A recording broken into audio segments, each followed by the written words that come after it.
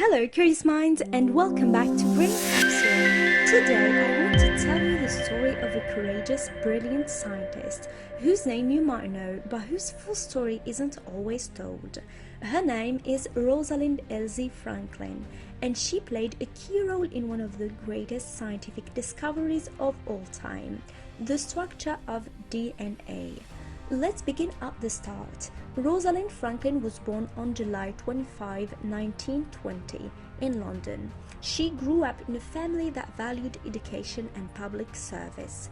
As a young woman at St. Paul's Girls' School, she excelled in chemistry and physics, even though society didn't make it easy for women to enter science back then. She went on to study physical chemistry at Newham College, graduating in the early 1940s, just as World War II was underway. Her first major research focused on coal and carbon, which helped the British war effort by improvising gas masks. But her true scientific journey began after the war, when she moved to Paris in 1947 to work with physicist Jacques Morin. There, she mastered X-ray crystallography, a complex technique that allows scientists to see the atomic structure of materials. That skill would soon change the course of biology forever. In 1951, Franklin returned to London to join the biophysics laboratory at King's College. Her focus, a mysterious molecule called DNA, the molecule of life itself. At that time, no one knew what DNA actually looked like. Scientists had a hunch it carried genetic information, but they couldn't figure out its structure. Franklin, with her expertise in X-ray diffraction, began taking incredibly precise photographs of DNA fibers. Working with her student Raymond Gosselin, she captured the now famous photograph 51 in May 1952. That image revealed a clear X-shaped pattern, proving that DNA was helical, a spiral-shaped twisting in space. The photograph also gave critical measurements about the width and the spacing of the molecule. Using her data, Franklin proposed that DNA had two forms, a dry A form and a wetter B form. She suspected the molecule might consist of two helices. In a lecture she gave in late 1951, she was, in fact, incredibly close to describing the double-helix structure. But while Franklin worked carefully and methodically, others were racing to publish. Across town, James Watson and Francis Crick, working at Cambridge, were trying to model DNA. Unbeknownst to Franklin, one of her photographs, photograph 51, was shown to Watson without her direct permission by Maurice Wilkins, her colleague. That image provided the missing piece Watson and Crick needed.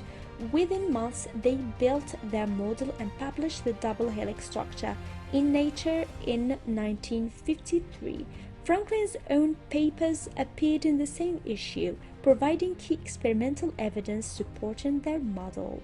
Sadly, Rosalind Franklin never received the recognition she deserved during her lifetime. She continued her research at Birkbeck College, turning her attention to viruses, especially the tobacco mosaic virus, and making major contributions to structural virology. But in 1958, at only 37 years old, she passed away from ovarian cancer.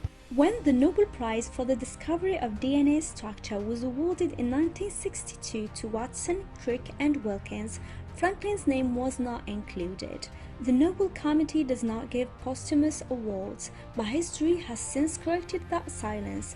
Today, we know how central her work was, and how much of modern biology rests on her precision, her intellect, and her quiet determination. Why does this matter? Because the structure of DNA was the blueprint for modern genetics. It changed how we understand life itself, from the way traits are inherited to how diseases are diagnosed and treated, to how forensic science and biotechnology operate.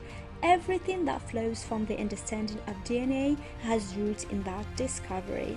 Franklin didn't just contribute a picture, she contributed the data, the method, the precision. Without her photographs and analysis, the model of DNA might have been delayed all taken a very different path. Many scientists say she was 2 steps away from discovering the full model herself. But her story wasn't easy. At a time when women in science faced many obstacles, Franklin struggled for recognition and for being taken seriously. Some of her data were shared without her full knowledge, and the narrative around the discovery of DNA often omitted her pivotal role. Yet, today, her legacy is being rightfully honored as a scientist who stood for excellent work, clarity, and courage. So next time you hear the word DNA, the molecule that makes you you, think of Rosalind Franklin. Think of that tiny fiber she suspended in her camera, the X-rays crossing, the pattern emerging. Think of a woman who pushed science forward in a way that echoes through every life on Earth. And here's a question for you.